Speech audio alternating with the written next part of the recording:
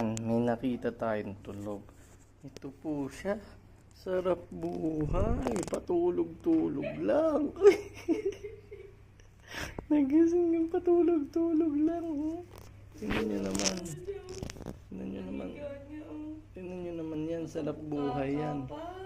Oh, sarap buhay. Natutulog sa kondo. Parang ang pagod na pagod.